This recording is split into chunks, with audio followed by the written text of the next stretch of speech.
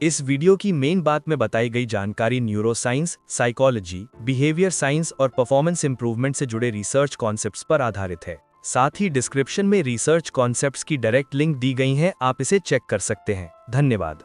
क्या आप सोचते हैं कि लोग आपके सामने बोलने से डरते हैं और यही डर आपकी जिंदगी, नौकरी और मौके उड़ा रहा है?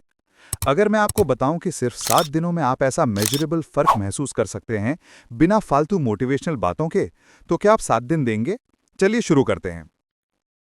पब्लिक स्पीकिंग का डर सिर्फ शर्म नहीं है, ये हमारे दिमाग की एक नेचुरल प्रोटेक्टिव रिस्पॉन्स है।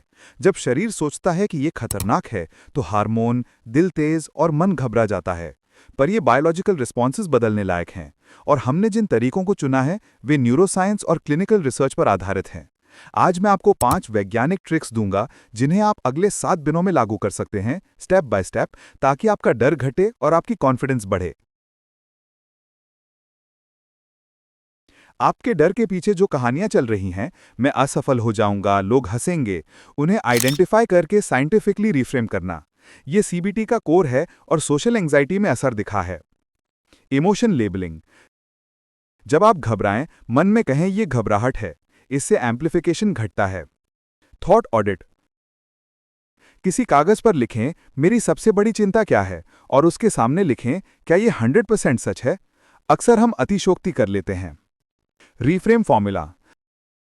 अपनी नेगेटिव थॉट को तर्क के साथ बदलें। मैं असफल हो जाऊंगा, मेरा मकसद क्लियर है, छोटी गलतियां ठीक है, मैं मैसेज देने आया हूं। धीमी, नियंत्रित सांस लेने से पैरासिम्पैथेटिक सिस्टम यानी शरीर का काम सिस्टम सक्रिय होता है और एंग्जाइटी घटती है। यह साइंटिफिक लिटरेचर में साबित है कि पेस्ड ब्रीदिंग स्ट्रेस और स्टेट एंग्जाइटी कम कर सकती है। बॉक्स या 6 सेकंड ब्रीदिंग प्रोटोकॉल दिन में 3 बार करें, और खासकर किसी बोलने से 2-3 मिनट पहले। वोकल वार्म रीसेट, गहरे सांस के साथ 3 बार हल्का हम या लिप ट्रिल करें, इससे वॉइस स्टेडियर होगी और शरीर काम होगा। Pre speech routine. पालको या बोलने से ठीक पहले 90 से 120 सेकंड ये रूटीन अपनाएं, बॉडी सिग्नल्स डाउनशिफ्ट हो जाएंगे। सिर्फ सोचना नहीं, अपने दिमाग में point two point multi sensory rehearsal करें। आवाज का टोन, दर्शकों की हल्की प्रतिक्रियाएं, ये एथलीट्स और परफॉर्मर्स के लिए प्रूवन तरीका है और सेल्फ एफिकेसी बढ़ाता है। 3 मिनट रिहर्सल। आंखें बंद करके पूरा 60 से 90 सेकंड ओपनिंग मेंटली सुने, अपनी आवाज, सांस और हाथों की हल्की चाल का ध्यान रखें। 30 सेकंड में वर्स्ट केस यानी आवाज का फटफटाना इमेजिन करें, फिर 30 सेकंड में बेस्ट आउटकम इमेजिन करें। इससे ब्रेन दोनों स्थितियों के लिए प्रिपेयर्ड रहता है। माइक्रोविन्स जोड़ें। रिहर्सल में हर बार एक छोटी जीत का कल्पना करें, जैसे एक अच्छा पंच लाइन, क्लैपर की छोटी क्लैप। ये न्यूरल पैटर्न्स रीइंफोर्स करते हैं। एक छोटा स्ट्रक्चर्ड ओपनर 30 से 60 सेकंड आपकी एंग्जाइटी को घटाता है, क्योंकि आप पहले 2 मिनट में कंट्रोल और क्रेडिबिलिटी बना लेते हैं। इस तरह की एलिवेटर स्पीच और शॉर्ट स्ट्रक्चर्ड ओपनर्स का उपयोग प्रैक्टिकल सेटिंग्स में प्रूवन और रेकमेंडेड है। आज मैं आपको 60 सेकंड में बताऊंगा कैसे बोलते समय बोलचाल की नर्वसनेस खत्म करें। यह तरीका मैंने खुद ट्राई किया और काम किया, तो शुरुआत करते हैं। Anchor word. ओपनर में एक छोटा एंकर वर्ड रखें, जैसे अब। जब आप उसे बोलते हैं, आपको याद आता है कि आप फ्लो में हैं।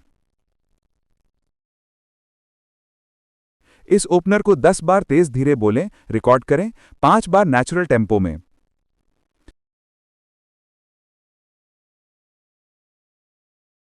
अपने फोन से 60 से 90 सेकंड बोलकर रिकॉर्ड करिए, देखें आवाज, पेसिंग और ब्रीदिंग। One fix rule.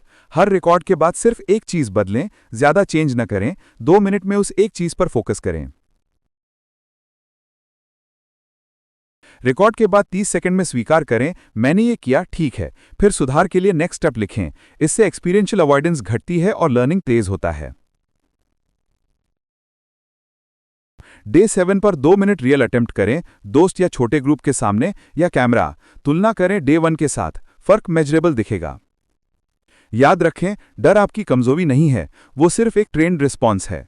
आपने 7 दिनों में छोटे वैज्ञानिक कदम उठाकर अपने दिमाग और बॉडी को रीट्रेन कर दिया है, और ये फर्क दिखेगा। हर बार जब आप रिकॉर्डर बंद करें और कहें ये हुआ, आप असल में अपने आगे बढ़ने का सबूत लिख रहे हैं।